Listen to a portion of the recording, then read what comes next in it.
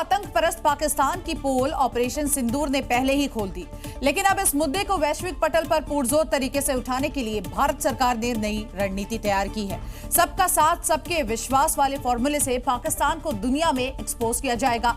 इसके लिए भारत सरकार ने अलग अलग राजनीतिक दलों के 7 प्रमुख नेताओं की टीम बनाई है, जो कि 40 सांसदों को लीड करेगा और तमाम देशों में पाकिस्तान के ऊपर जमी आतंक की जो परत है उसको परत दर परत खोलेंगे। भारत ने अब ठान लिया है पाकिस्तान को आतंकी मुल्क के तौर पर दुनिया के सामने बेनकाब करना है। सिर्फ बयानों से ही नहीं, बल्कि ठोस दस्तावेजों और सबूतों के साथ दुनिया को बताया जाएगा कि पाकिस्तान आतंक का गढ़ है। जहां तक सुबह मुझे जानकारी मिली है कि मेरी अगुवाई में जो डेलीगेशन जाएगा वो सऊदी अरेबिया, बहराइन, कुवैत और अल्जीरिया जाएगा। पाकिस्तान के खिलाफ भारत की ये अब तक की सबसे बड़ी कूटनीतिक रणनीति है। सर्वदलीय प्रतिनिधिमंडल को तैयार कर लिया गया है, जो अलग अलग देशों का दौरा करेंगे और पाकिस्तान का असली चेहरा दुनिया के सामने लाएंगे। इस दौरान अमेरिका, ब्रिटेन जैसे देशों का दौरा किया जाएगा। पाकिस्तान प्रायोजित आतंकवाद पर फोकस रहेगा। आतंकी अड्डों के लिए पाकिस्तान में फंडिंग के सबूत दिखाए जाएंगे। भारत में बैक टू बैक हो रहे आतंकी हमलों की जानकारी दी जाएगी और बताया जाएगा कि कैसे मुनीर के इशारे पर पहलगाम आतंकी घटना हुई। इन तमाम मुद्दों को वैश्विक मंचों पर उजागर किया जाएगा। मुबारकबाद देना चाहता हूँ सत्ता पक्ष के लोगों को कि उन्होंने हमारी बात सुनी और एक ऑल पार्टी डेलीगेशन गया। उस समय भी ऑल पार्टी डेलीगेशन था, तो ये बड़ी खुशी की बात है। ऑल पार्टी डेलीगेशंस को अलग अलग दुनिया के कोनों में भेजा जाएगा और पाकिस्तान का असली चेहरा उजागर किया जाएगा। इसमें हम दल नहीं, हम देश के हित को, राष्ट्र हित को सर्वोपरि रख रहे हैं। मतलब साफ है कि दुनिया में पाकिस्तान को अलग थलग करने के लिए भारत सरकार पूरी तरह से तैयार है और जल्द ही तमाम देशों के लिए प्रतिनिधिमंडल रवाना होंगे। और अब यहाँ आपको ये भी बता दें कि इस डेलीगेशन में कौन कौन सी पार्टी और किन किन अहम चेहरों को शामिल किया जाएगा, जो कि दुनिया में आतंकी मुल्क पाकिस्तान को एक्सपोज करेंगे। तो सबसे पहला नाम रविशंकर प्रसाद का, जो कि बीजेपी के सांसद है। वहीं दूसरा नाम बीजेपी के सांसद बैजयंत पांडा का है। इनके अलावा कांग्रेस से शशि थरूर भी एक डेलीगेशन को लीड करेंगे। जेडीयू से संजय झा को यहाँ शामिल किया गया है। तो वहीं डीएमके से कनिमोझी, एनसीपी से सुप्रिया सुले, शिवसेना के श्रीकांत शिंदे भी दुनिया में पाकिस्तान की पोल खोलने के लिए विदेश दौरे पर जाने वाले हैं। तो आपको बता दें, अब देखिए किस तरह से जनरल मुनीर और उनकी फौज वैसे तो बड़ी बड़ी बातें करते हैं, लेकिन भारत की वार से पाकिस्तानी सेना में कितना खौफ था, इसका एक वीडियो सामने आया है, जिसमें मुनीर के रेंजर अपनी जान बचाने के लिए पोस्ट छोड़कर भागते हुए नजर आए। इस वीडियो में साफ देखा जा सकता है कि भारतीय फौज के हमलों से बचने के लिए इधर उधर भागते नजर आए। ये वीडियो 10 मई दोपहर 3 बजे का बताया जा रहा है। इस दौरान भारत के बीएसएफ के जवान फुल एक्शन मोड में थे। पाकिस्तान की ओर से लगातार फायरिंग की जा रही थी, तो वहीं भारतीय सेना ने उसका करारा जवाब दिया। एक और भारतीय सेना जो हर परिस्थितियों पर बॉर्डर पर टिकी रही, तो वहीं दूसरी ओर पाकिस्तानी रेंजर्स अपनी जान बचाने के लिए भागते नजर आए। ये पाकिस्तान के वही रेंजर्स हैं जिनको लेकर मियां मुनीर युद्ध का दम भरते थे। वो तो भगौड़े निकले। अब जरा सोचिए, जो अपनी जान बचाने के लिए ऐसे भाग रहा हो, भला वो क्या देश की सुरक्षा करेगा? आप जरा कल्पना कीजिए, किसी देश पर हमला हो जाए और वहां के प्रधानमंत्री तकरीबन 2.5-3 घंटे तक उनको इस बात की भनक ही नहीं लगे। पाकिस्तान के साथ बिल्कुल उस रात कुछ ऐसा ही हुआ और इस बात को खुद शहबाज शरीफ ने कबूला है। वो दावा कर रहे हैं कि रात 2:30 बजे जनरल मुनीर का उनको फोन आया, जबकि रात 1:05 पर भारत ने पहला अटैक किया था। सवाल ये है कि पीएम शहबाज को क्या मुनीर ने अंधेरे में रखा, या मुनीर को भी अटैक की भनक तक बिल्कुल भी नहीं लगी? क्योंकि सच को छिपाना पाकिस्तान के लिए इतना भी आसान नहीं था। पाकिस्तान में इंडियन एयरफोर्स ने रात को जो तबाही मचाई, उसकी जानकारी शहबाज शरीफ को 2 घंटे बाद पता चली। आसिम मुनीर ने फोन करके बोला, जनाब भारत ने हमला कर दिया है। शहबाज शरीफ ने पूछा, कहां और कब? आसिम मुनीर ने बताया, नूर खान एयरबेस पर। शहबाज शरीफ ने पूछा, और कहां हमला हुआ? आसिम मुनीर ने बताया, कई इलाकों में हमला हुआ है। 2 घंटे बाद ही सही, लेकिन जब शहबाज शरीफ को एयर स्ट्राइक की जानकारी मिली तो उनके होश फाख्ता हो गए। उन्होंने खुद बताया कि वो कितना घबरा चुके थे। पाकिस्तानी मीडिया और सरकार अपनी आवाम को धोखे में रखते हुए भारत के हमले को छिपाने में जुटी रही, लेकिन अब पाकिस्तान के प्रधानमंत्री खुद इस बात को कबूल रहे हैं कि भारत ने पाकिस्तान के एयरबेस को निशाना बनाया। यह हमला न केवल पाकिस्तान के लिए एक चेतावनी था, बल्कि भारत के जाबाज जवानों ने यह भी क्लियर संदेश दे दिया कि अगर कोई भारत में आतंकी वारदात को अंजाम देने की कोशिश करेगा तो उसका परिणाम गंभीर होगा। भारतीय सेना के ऑपरेशन सिंदूर में पिटने के बाद से ही पाकिस्तान बौखलाया हुआ है। अब पाकिस्तान ने नया नापाक खेल शुरू कर दिया है और आतंकी हफीज सईद की रिहाई की कोशिशों में लगातार जुट गया है। तो वहीं भारतीय सेना भी इस नापाक प्लान का जवाब देने के लिए पूरी तरह से तैयार है। हाफिज सईद जो भारत का दुश्मन नंबर 1 है। हाफिज सईद जो सैकड़ों बेगुनाहों की मौत का गुनहगार है। हाफिज सईद जो 26/11 मुंबई आतंकी हमले का मास्टरमाइंड है। पाकिस्तानी हुक्मरान उसी आतंकी की तारीफों के पुल बांध रहे हैं। ये तस्वीरें पाकिस्तानी राजधानी इस्लामाबाद की हैं, जहां ऑपरेशन सिंदूर में पिटने के बाद हदियत उल हादी पाकिस्तान ने सर्वदलीय सम्मेलन बुलाया, जिसमें भारत के खिलाफ झूठा प्रोपेगेंडा फैलाया गया और हाफिज सईद की रिहाई की मांग की गई। पाकिस्तान चाहे जितनी भी कोशिश कर ले, भारत का सबसे बड़ा दुश्मन अब बच नहीं पाएगा, क्योंकि हाफिज सईद जब तक जेल में है तब तक ही सुरक्षित है। जेल से बाहर निकला तो भारतीय फौज आतंक के काका को ढूंढ निकालेगी और सीधे जहन्नुम का रास्ता दिखाएगी। ऑपरेशन सिंदूर के तहत भारत ने पाकिस्तान पर ताबड़तोड़ प्रहार किए, लेकिन जब भारतीय सेना पाकिस्तान पर कहर बनकर टूट रही थी, तब वहां के पीएम शहबाज शरीफ स्विमिंग पूल में गोते लगा रहे थे, क्योंकि भारतीय सेना पाकिस्तान में आतंकी अड्डों को तबाह कर रही है। लेकिन शहबाज शरीफ स्विमिंग पूल में नहा रहे थे और ये बात उन्होंने खुद ही कबूली है। मर जाने को मन करता है शहबाज शरीफ की इस मासूमियत पर। यानी जिस वक्त पाकिस्तान में तबाही हो रही थी, भारत पाकिस्तान पर मिसाइलें दाग रहा था, राफेल गरज रहे थे, लेकिन वो नहाने का लुत्फ उठा रहे थे।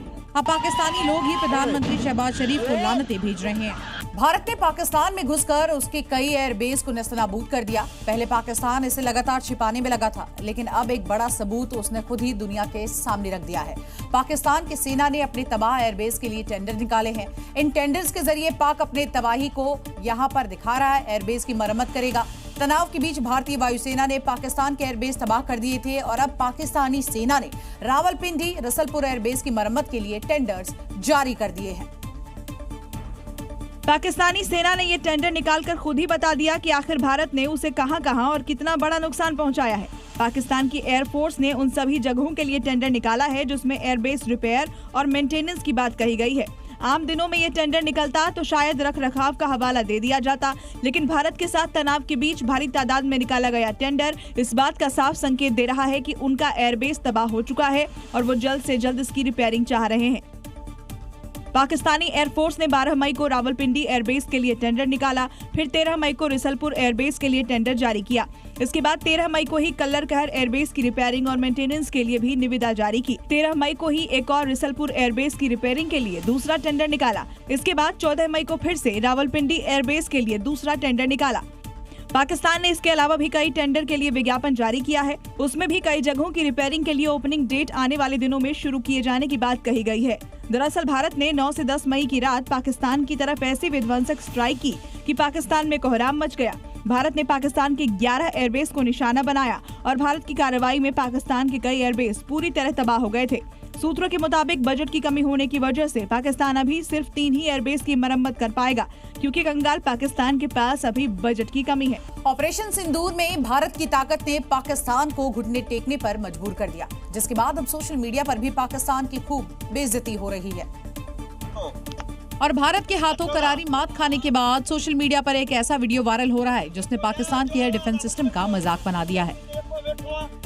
वायरल वीडियो में कुछ लोग हाथों में बंदूक लिए फोन पर बात करते हुए नजर आते हैं और फिर आसमान की ओर बंदूकें तान कर ड्रोन को निशाना बनाते हुए दिखाई देते हैं। इन्हें शायद ये पता नहीं कि बंदूक से हवा में गोलियां चलाने से ड्रोन नहीं गिरा करते, उसके लिए एडवांस सिस्टम जरूरी है। वीडियो को देखकर यूजर्स पाकिस्तान के एयर डिफेंस को लेकर खूब मजे ले रहे हैं। लोग कह रहे हैं कि पाकिस्तान ने अब एयर डिफेंस के नाम पर देसी जुगाड़ लगा लिया है। कोई इन्हें पाकिस्तान का आयरन डोम बता रहा है, कोई कह रहा है कि पबजी वाले सोल्जर जिंदा हो गए हैं। भारत के ऑपरेशन सिंदूर ने पाकिस्तान के डिफेंस इंफ्रास्ट्रक्चर की पोल ही खोल दी है और एयर डिफेंस की नीति को लेकर पाकिस्तान अब सोशल मीडिया पर जमकर ट्रोल हो रहा है। पाकिस्तान के प्रधानमंत्री को अपनी जगहसाई कराने में लगता है कुछ ज्यादा ही मजा आ रहा है। शहबाज शरीफ का एक वीडियो सामने आया है जिसमें वो भारत के साथ संघर्ष के दौरान चीनी लड़ाकू विमानों के इस्तेमाल की बात कबूल करते दिखाई दे रहे हैं। दरअसल मियां शहबाज अपनी फौज और नेताओं से मुखातिब थे। इस दौरान शहबाज शरीफ ने माना कि भारत के खिलाफ उन्होंने चीनी लड़ाकू विमानों का इस्तेमाल किया। शहबाज शरीफ बड़ी बड़ी डींगे मार रहे हैं, स्वदेशी टेक्नोलॉजी की बात कर रहे हैं, लेकिन शायद उन्हें ये याद दिलाना जरूरी है कि जिस टेक्नोलॉजी की वो बात कर रहे हैं, भारतीय मिसाइलों ने उनकी हवा निकाल दी। हरियाणा की एक यूट्यूबर हसीना ISI की एजेंट निकली। ट्रैवल ब्लॉगर और यूट्यूबर ज्योति मल्होत्रा को पाकिस्तान की खुफिया एजेंसी के लिए जासूसी करने के आरोप में गिरफ्तार किया गया है। ज्योति मल्होत्रा यूट्यूब स्टार है। वो ट्रैवल विद जो के नाम से यूट्यूब चैनल चलाती हैं। भारत में सोशल मीडिया पर उनके लाखों फॉलोअर्स हैं, लेकिन इसकी खूबसूरती और स्टारडम पर बिल्कुल मत जाइए, क्योंकि ये खूबसूरत हसीना पाकिस्तान की जासूस है। ज्योति उन 6 भारतीय नागरिकों में शामिल है जिन्हें पाकिस्तानी खुफिया ऑपरेटिव्स को संवेदनशील जानकारी देने के मामले में पकड़ा गया है। जांच में सामने आया कि ज्योति ने पाकिस्तान यात्रा के दौरान पाक उच्चायोग के कर्मचारी से नजदीकी बढ़ाई और सोशल मीडिया के जरिए भारत विरोधी नैरेटिव को और बढ़ावा दिया। जानकारी के मुताबिक ज्योति मल्होत्रा 2023 में पाक कमीशन के जरिए वीजा लेकर पाकिस्तान गई। इस दौरान ज्योति की मुलाकात पाकिस्तान हाई कमीशन के कर्मचारी दानिश के साथ हुई, जिसके साथ उसके गहरे संबंध बन गए। दानिश के जरिए ज्योति की पहचान ISI के एजेंट से कराई गई।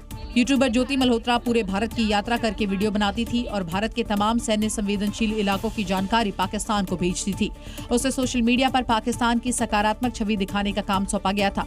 ज्योति का सोशल मीडिया प्रभाव पाकिस्तान के हित में इस्तेमाल किया गया। फिलहाल पाकिस्तान के लिए जासूसी के आरोप में ज्योति मल्होत्रा समेत 6 लोगों को गिरफ्तार किया गया है, जो कि हरियाणा और पंजाब के अलग अलग हिस्सों से जुड़े हैं। हरियाणा के कैथल से भी एक जासूस को गिरफ्तार किया गया है। ये जासूस पाकिस्तान को खुफिया जानकारी दे रहा था। आपको बता दें, इस आरोपी का नाम देवेंद्र सिंह ढिल्लो है, जिसकी उम्र 25 साल है।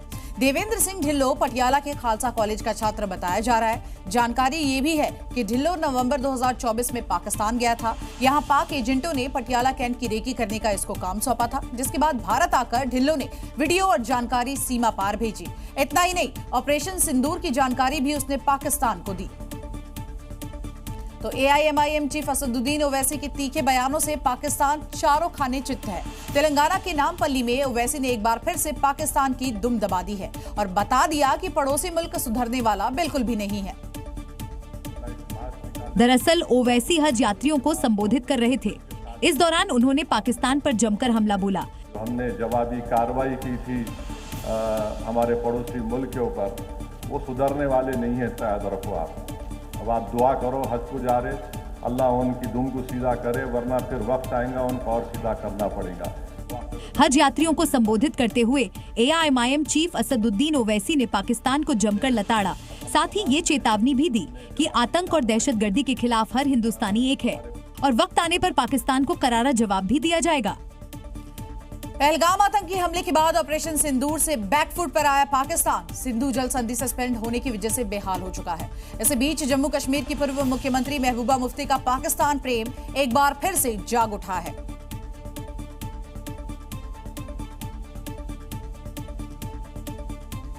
समझौता स्थगित करने के फैसले को दुर्भाग्यपूर्ण बताया। मैं समझती हूँ जो इंडस वाटर ट्रीटी है, इसको जो सस्पेंड किया है गवर्नमेंट ऑफ इंडिया ने, मेरे हिसाब से अनफॉर्चुनेट है। खासकर जब उमर साहब जो हमारे वजीर आला हैं, वो जानते हैं कि अभी जंग के दहाने से दोनों मुल्क वापस आए हैं। इतना ही नहीं, मुख्यमंत्री उमर अब्दुल्ला ने सिंधु जल संधि के निलंबन के बाद वूलर झील पर परियोजना को दोबारा शुरू करने का पक्ष लिया, तो महबूबा मुफ्ती को उनका ये बयान भड़काने वाला लगा। ये कहना है कि तुलबुल जो है वो उसको बराज को बनाएंगे, चूंकि इंडस वाटर ट्रीटी अब सस्पेंड हो चुकी है, तो मुझे लगता है ये एक प्रोवोकेशन है। सिंधु जल समझौते को लेकर महबूबा मुफ्ती का पाकिस्तान प्रेम जागा, तो जम्मू कश्मीर बीजेपी ने उन पर पलटवार किया। खून और पानी साथ में नहीं बह सकते जनाब। हमारे जम्मू कश्मीर के बेसरन में 26 लोगों को मारा गया है। मैडम महबूबा का दिमाग मुझे लगता है पता नहीं क्यों पाकिस्तान की तरफ चलता रहता है। पहलगाम आतंकी हमले के बाद घाटी में ऑपरेशन ऑल आउट चलाया जा रहा है। आतंकियों के ठिकानों को यहां पर लगातार तबाह किया जा रहा है। दहशतगर्दों को ऑन द स्पॉट मौत के घाट भी उतारा जा रहा है और इसी बीच सुरक्षा एजेंसियों ने इस अभियान को और भी ज्यादा तेज कर दिया है, जिसके तहत उन गद्दारों के खिलाफ कार्रवाई की जा रही है जिन्होंने घाटी में आतंकियों की मदद की, चाहे स्लीपर सेल हो या ओवरग्राउंड वर्कर जिस पर शक है उसकी धरपकड़ शुरू हो चुकी है।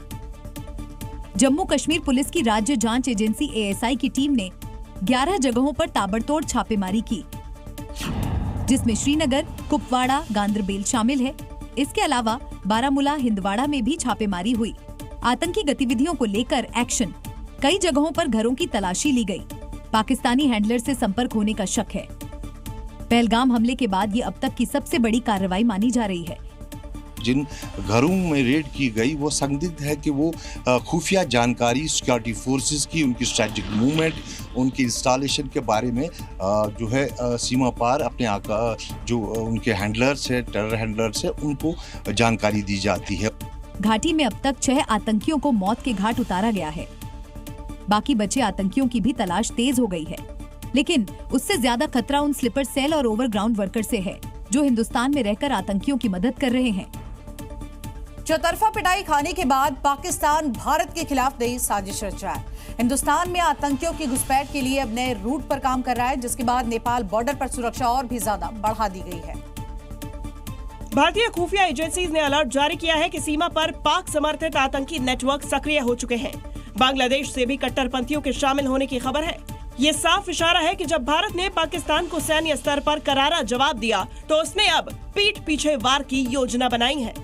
बिहार के सीमावर्ती जिलों में एसएसबी, बीएसएफ और खुफिया एजेंसीज अलर्ट पर हैं। नेपाल के रास्ते भारत में दाखिल होने वाले एक से पूछताछ हो रही है। संदिग्धों की तलाश तेज हो चुकी है, क्योंकि सूत्रों के मुताबिक नेपाल बॉर्डर पर 25 से ज्यादा संदिग्ध देखे जाने का दावा किया जा रहा है। पाकिस्तान बांग्लादेश से जुड़े संदिग्ध देखे जाने की खबर है। नेपाल बॉर्डर से बिहार में घुसने की साजिश जारी है और इस साजिश को बॉर्डर पर जमाते इस्लामी अंजाम देने की कोशिश में है, जिसके बाद एसएसबी के साथ स्थानीय पुलिस भी अलर्ट पर है। दावा किया जा रहा है कि जमाते इस्लामी और जमात उल मुजाहिदीन भारत के खिलाफ साजिश रच रहा है और नेपाल के रास्ते दहशतगर्दों को भारत की सीमा में भेजने की कोशिश कर रहा है। और देखिए, जब भी देश में कोई आतंकी हमला या फिर कोई आतंकी गतिविधि होती है तो उसका उत्तर प्रदेश कनेक्शन जरूर सामने आता है। और यूपी में, पश्चिमी यूपी में तो अगर हम खासकर बात करें, आतंकियों का ये पनाहगार रहा है। पश्चिमी यूपी आतंकियों की नर्सरी कहें, क्योंकि जो आंकड़े आए वो बेहद चौंकाने वाले हैं। पिछले 30 सालों में पश्चिमी यूपी से 30 से ज्यादा आतंकी और पाकिस्तानी जासूस पकड़े गए हैं। पश्चिमी यूपी के सहारनपुर, मेरठ, मुरादाबाद, गाजियाबाद समेत सभी जिलों में आतंकियों की सक्रियता रही है। कोई भी आतंकी गतिविधि हो, उसका कनेक्शन यूपी से जरूर हुआ और अधिकांश मामलों में पश्चिमी यूपी में ही जांच एजेंसीज ने कार्रवाई की। खालिस्तानियों से कनेक्शन हो या पीएफआई से लेना देना हो, हर मामले में जब भी कोई खुलासा होता है तो देश की कोई न कोई एजेंसी गाजियाबाद में छापेमारी जरूर करती है। हाल ही में जो आतंकवादी गिरफ्तार हुए वो भी पश्चिमी यूपी से हुए। दरअसल वेस्ट यूपी में बड़े पैमाने पर मुस्लिम आबादी है। आतंकियों के लिए आराम से मुस्लिम आबादी वाले इलाकों में घुल मिलकर रहना आसान होता है। दिल्ली से सटा होने के चलते यहाँ रहकर राष्ट्रीय राजधानी में गतिविधियां संचालित करना भी आतंकियों के लिए आसान रहता है। हरियाणा, हिमाचल प्रदेश और उत्तराखंड से भी सटा है। इन इलाकों से आतंकियों को भागने में आसानी होती है। इसके अलावा वेस्ट यूपी में मेरठ कैंट, सहारनपुर का एयरफोर्स बेस, गाजियाबाद का एयरफोर्स बेस, चांदीनगर का एयरफोर्स बेस, बाबूगढ़ कैंट भी मौजूद है, जहां आतंकी और पाकिस्तानी जासूस सैन्य हरकतों पर निगरानी कर सकते हैं। हाल ही में जो आतंकियों की गिरफ्तारी हुई, उन सभी दहशतगर्दों ने पश्चिमी यूपी में ही अपना ठिकाना जमाया हुआ था। मुंबई में आईएसआई से जुड़े आतंकियों पर एनआईए ने बड़ी कार्रवाई की है। एनआईए की टीम ने आईएसआई पुणे मॉड्यूल के 2 आतंकी को गिरफ्तार किया। ये दोनों ही लंबे वक्त से इंडोनेशिया में छिपे हुए थे। आरोपी अब्दुल्ला, फैयाज शेख और तलहा खान आईएसआईएस के स्लीपर मॉड्यूल के सदस्य। दोनों ही आरोपी पिछले 2 साल से फरार थे और लंबे वक्त से दोनों ही आतंकी इंडोनेशिया से भारत लौटने की कोशिश में थे। मुंबई एयरपोर्ट इमिग्रेशन ब्यूरो ने दोनों आरोपियों को गिरफ्तार किया। दोनों ही आरोपी पुणे के कोंडावा में एक आईईडी को जमा करना और उसके प्रशिक्षण को लेकर जो है इनके ऊपर आरोप थे। इस पूरे मामले में 8 लोगों की गिरफ्तारी पहले ही हो चुकी थी, जिसके बाद ये दोनों लगातार फरार बताए जा रहे थे। अब्दुल्ला, फैयाज शेख ने पुणे के कोंडवा में किराए पर घर लिया था, जहां पर दोनों आरोपी आईईडी बनाने का काम कर रहे थे। साल 2022 से 2023 के दौरान उन्होंने आईईडी बनाने के लिए कार्यशाला भी आयोजित की। साथ ही आरोपियों विस्फोट के जरिए आईईडी का परीक्षण भी किया था। पुणे बम विस्फोट में करीब 8 लोगों की गिरफ्तारी पहले ही हो चुकी थी, लेकिन ये 2 आरोपी फरार हो गए थे। इन आरोपियों के खिलाफ गैर जमानती वारंट भी जारी किए गए थे। साथ ही पर 3 लाख रुपए का इनाम भी घोषित किया था। आतंकियों का ये ग्रुप विस्फोटक बनाकर सांप्रदायिक माहौल बिगाड़ने की साजिश रच रहे थे। फिलहाल इन आरोपियों से पूछताछ की जा रही है। मुंबई एयरपोर्ट और ताज होटल को बम से उड़ाने की धमकी मिली है और ये धमकी पुलिस को ईमेल के जरिए भेजी गई, जिसके बाद पुलिस अलर्ट मोड पर है और मेल भेजने वाले आरोपी को ट्रैक करने की कोशिश में जुट गई है। ईमेल में दावा किया गया है कि ताज होटल और एयरपोर्ट को बम से उड़ाया जाएगा। ईमेल में आतंकी अफजल गुरु और सैवक्कू शंकर का जिक्र किया है, साथ ही दोनों को फांसी दिए जाने का हवाला दिया गया। ईमेल में दोनों जगह को बम से उड़ाने की धमकी दी गई है। ये कोई मामूली मामला नहीं, बल्कि सीधे देश की सुरक्षा और मुंबई की शान पर हमला है। एयरपोर्ट जहां देश विदेश से जुड़ने का दिल है, वहीं ताज होटल मुंबई की पहचान और शान। धमकी भरे ईमेल मिलने के बाद सुरक्षा एजेंसियां सतर्क हो गईं, जिसके बाद पूरे मुंबई में पैरामिलिट्री फोर्स तैनात की गई है। इधर मुंबई एयरपोर्ट और ताज होटल पर डॉग स्क्वाड टीम ने कोने कोने की जांच की है। इस धमकी ने 26/11 को हुए आतंकी हमले की यादें वापस ताजा कर दी हैं। आपको बता दें कि इससे पहले भी मुंबई पुलिस को इस तरह की धमकी मिल चुकी है। हालांकि कई बार ये धमकियां बेकार भी साबित हुई। खैर, हर बार की तरह जांच एजेंसियां चौकन्नी हैं। हरियाणा की न्यू और उत्तर प्रदेश की मथुरा में पुलिस ने यूनिस गैंग पर बहुत बड़ी स्ट्राइक की है। यूनिस गैंग के अवैध अड्डे यहां पर खंगाले गए। इसी के साथ साथ आपको बता दें, तस्वीरें भी दिखाते हैं और खबर भी बताते हैं। नौझील इलाके में भारी पुलिस फोर्स ने घेराबंदी करके यूनिस गैंग के ठिकानों पर छापा मारा और करीब 90 बांग्लादेशी घुसपैठियों को हिरासत में लिया गया, जिसमें पुरुष, महिलाएं और बच्चे शामिल हैं। देखिए, ये सभी बांग्लादेशी घुसपैठिए हैं जो मथुरा में करीब 3 या 4 महीने से अवैध रूप से रह रहे थे। पुलिस ने बड़ी कार्रवाई करते हुए इस पूरे नेटवर्क को ध्वस्त कर दिया। ये लोग बिना किसी डॉक्यूमेंट्स के ईंट भट्टों पर मजदूरी करके यहाँ छिपे हुए थे। भट्टों पर चेकिंग के क्रम में लगभग 90 लोगों को की जानकारी हुई कि ये लोग बांग्लादेशी मूल के हैं। इन सभी लोगों को हिरासत में लिया गया है। ये कोई मामूली मामला नहीं है, बल्कि एक बड़े अवैध नेटवर्क का भंडाफोड़ है। पुलिस ने पूरे नेटवर्क की तहकीकात और तेज कर दी है और भारत में एंट्री करने के नेटवर्क को खंगालना शुरू कर दिया है।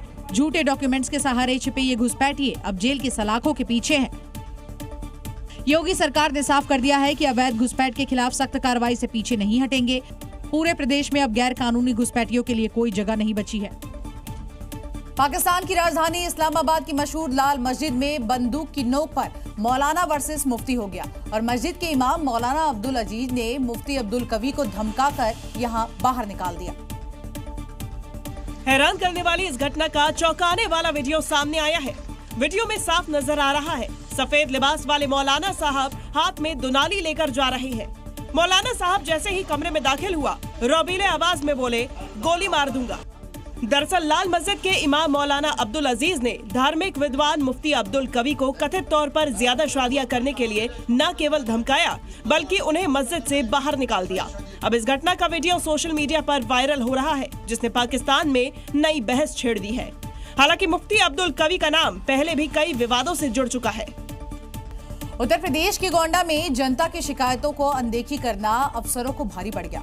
जिला प्रशासन ने अफसरों की लापरवाही पर सख्त रुख अपनाते हुए उनकी सैलरी ही अब रोक दी है। और गोंडा जिला प्रशासन ने लापरवाह अधिकारियों पर यह कार्रवाई जनसुनवाई में आने वाली शिकायतों की अनदेखी के बाद की, जिसके बाद गोंडा के डीएम इन लापरवाह अधिकारियों के खिलाफ कड़ा एक्शन लेते हुए 89 लापरवाह अफसरों की मई महीने की सैलरी पर रोक लगा दी।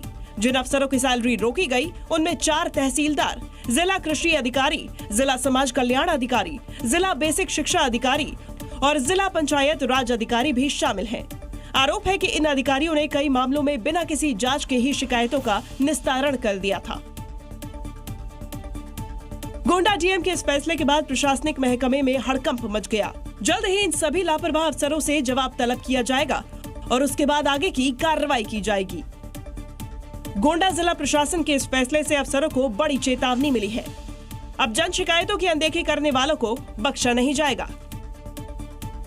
छत्तीसगढ़ में अवैध निर्माण के खिलाफ सीएम साय का बुलडोजर जमकर गरज रहा है। रायपुर में एक बार फिर से अतिक्रमण पर यहां पीला पंजा चला। कौशल्या विहार इलाके में प्रशासन ने यहां बड़ी कार्रवाई की है और इस दौरान प्रशासन की टीम ने बुलडोजर से करीब 25 से 30 मकानों को ध्वस्त किया। कौशल्या विहार पे करीब 25 से 30 मकानों को ध्वस्त किया गया है और ये तमाम मकान हैं जिनको अब जमींदोज कर लिया गया है। तस्वीरें देखिए, यहाँ कभी लोगों के आशियाने हुआ करते थे, लेकिन ये अब मलबे में तब्दील हो चुके हैं। दरअसल रायपुर के कौशल्या विहार इलाके में लोग अवैध रूप से रह रहे थे। सरकार की करीब 26 एकड़ जमीन पर लोगों ने अवैध रूप से घर बना दिए थे और ये लोग कई साल से यहाँ अवैध रूप से रह रहे थे। प्रशासन ने पहले सभी लोगों को नोटिस जारी किया था, लेकिन लोगों ने नोटिस को गंभीरता से नहीं लिया, जिसके बाद प्रशासन की मौजूदगी में सभी घरों को ढहा दिया गया। इस कार्रवाई के बाद चारों तरफ आपको सिर्फ घरों का मलबा दिखाई देगा। लोग परेशान हैं। अब कहाँ जाओ, ये तो घर द्वार तो कहीं से नहीं है। अब क्वार्टर वाटर देवाओ कहूँ तो निगम वाले कुछ बताए मत पूरे ना बताई से। प्रशासन ने साफ कर दिया कि सिर्फ कौशल्या विहार ही नहीं, रायपुर में सभी जगहों पर अवैध निर्माण के खिलाफ ये कार्रवाई जारी रहेगी। और देखिए, गर्मी शुरू होते ही राजस्थान के सीकर में पानी की समस्या बढ़ गई है। सीकर के कुछ इलाकों में लोग यहां पानी की बूंद बूंद के लिए तरस रहे हैं। जब कोई सुनवाई नहीं हुई तो ग्रामीणों ने पानी की टंकी पर ही यहां अनशन शुरू कर दिया। देखिए ये लोग कैसे पानी के लिए अपनी जान जोखिम में डालकर पानी की टंकी पर चढ़ गए, क्योंकि ये लोग पिछले 3 महीने से पानी की समस्या से जूझ रहे हैं। ग्रामीणों ने कलेक्टर से लेकर सभी अधिकारियों से गुहार लगाई, लेकिन कोई सुनवाई नहीं हुई। 3 महीने से पानी बिल्कुल भी नहीं आ रहा है। सबके पास जाके आ गए, कलेक्टर के पास चले गए। आलम यह है कि लोगों के पास पीने तक का पानी नहीं है। लोगों का कहना है कि बिना पानी के वैसे ही मर जाएंगे, इससे अच्छा टंकी से कूदकर जान दे दें। पानी नहीं आ रहे तो क्या वैसे भी तिसाए मरेंगे, तो इससे कूद के ही पड़ेंगे। तो इनको पता तो चलेगा ना कि पानी के लिए क्या करें हम। तो सुना आपने, पानी के लिए लोग अब अपनी जान देने की बात कर रहे हैं, क्योंकि लोगों के पास अब कोई विकल्प नहीं बचा है। शिकायतों के बावजूद न किसी भी अधिकारी ने इनकी सुध ली है। यूपी के ग्रेटर नोएडा में धूल भरी तेज आंधी ने जमकर तांडव मचाया। हवा इतनी ज्यादा तेज थी कि ग्रेटर नोएडा की हाई राइज सोसाइटी में भारी नुकसान पहुंचा। फ्लैट्स की खिड़की, दरवाजे, यहाँ सब कुछ उखड़ते हुए नजर आए। हाई राइज बिल्डिंग्स को इस आंधी ने सबसे ज्यादा नुकसान पहुंचाया। ग्रेटर नोएडा की जेपी अमन सोसाइटी में भारी तबाही मची। तेज आंधी ने फ्लैट्स के खिड़की, दरवाजे तक उखाड़ दिए। गनीमत रही कि फ्लैट में रहने वाले लोग दीवार के पीछे छिपकर अपनी जान बचा सके।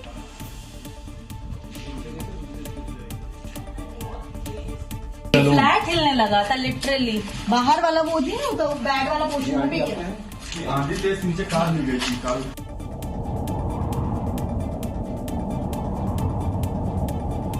फिलहाल मौसम शांत है, लेकिन नुकसान का आकलन जारी है। फ्लैट्स ओनर को अब अपनी सेफ्टी की चिंता सता रही है, क्योंकि हल्की सी आंधी में जब फ्लैट्स के खिड़की दरवाजे उखड़ गए, फिर तेज आंधी में और कितनी बड़ी तबाही मचेगी, इसे सोचने भर से ही लोगों की धड़कनें तेज हो चुकी हैं।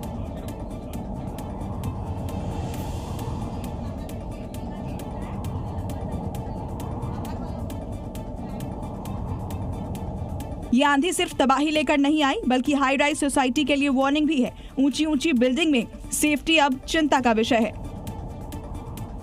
वहीं महाराष्ट्र के नासिक में आसमानी आफत जमकर बरसी है। सड़कें यहां पर नदियों में तब्दील हो गई है और जनजीवन पूरी तरह से अस्त व्यस्त हो गया है। तबाही की जो तस्वीरें सामने आई है वो बेहद हैरान कर देंगी। ये कोई नदी नहीं, ये नासिक की सड़कें हैं, जहां बादल फटने जैसी बारिश हुई और हर तरफ पानी ही पानी नजर आने लगा।